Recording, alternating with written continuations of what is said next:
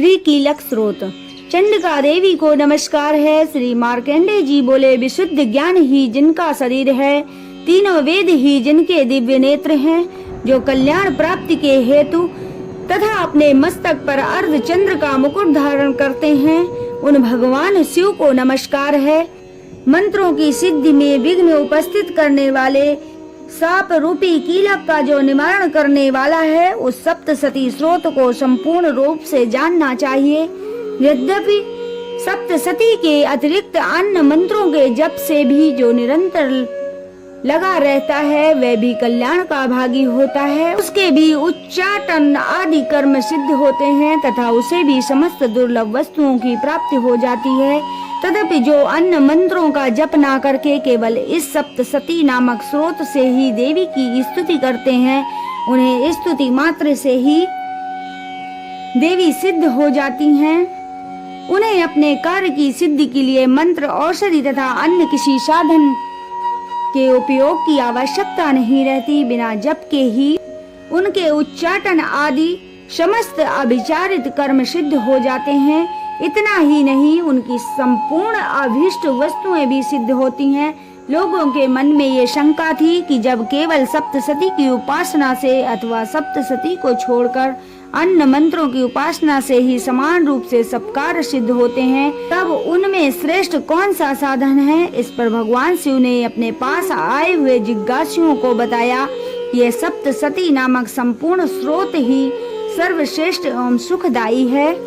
तब भगवती चंडिका के सप्तसती नामक स्रोत को महादेव जी ने गुप्त कर दिया। सप्तसती के पाठ से जो पुण्य प्राप्त होता है, उसकी कभी समाप्ति नहीं होती, किंतु अन्य मंत्रों के जप जन्य पुण्य की प्राप्ति हो जाती है। अतः भगवान शिव ने अन्य मंत्रों की अपेक्षा जो सप्तसती ही श्रेष्ठता का निर्णय लिया।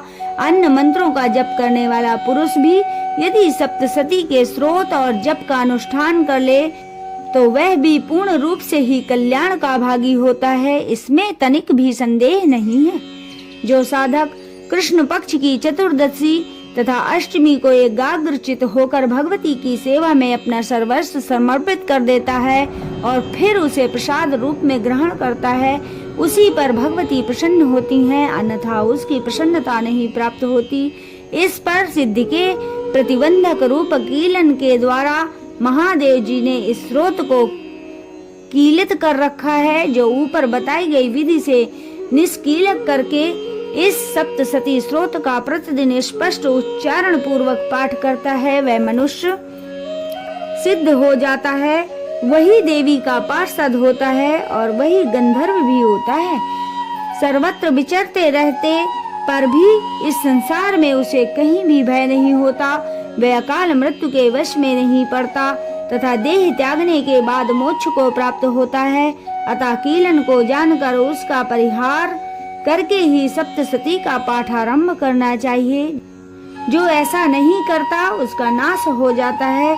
इसलिए कीलन और निष्कीलन का ज्ञान प्राप्त करने पर ही यह स्रोत निर्दोष होता है और विद्वान पुरुष का इस निर्दोष स्रोत का ही पाठ आरंभ करते हैं। स्त्रियों में जो कुछ भी सौभाग्य आदि दृष्टि गोचर होता है, वह सब देवी की प्रसाद का ही फल है। अतः इस कल्याणदायक स्रोत का सदा जप करना चाहिए। इस स्रोत का मंद स्वर में पाठ करने पर कम फल की प्राप्ति होती है और उच्च स्वर में पाठ करने पर पूर्ण फल की प्राप्ति होती है। अतः उच्च स्वर से ही इसका पाठ आरंभ करना चाहिए। जिनके प्रसाद से ऐश्वर्य, सौभाग्य, आरोग्य, संपत्ति, शत्रु का नाश तथा मोक्ष की प्राप्ति होती है, उस कल्याणदायी जगदम्बा की स्तुति मनुष्य क्यों नहीं करते।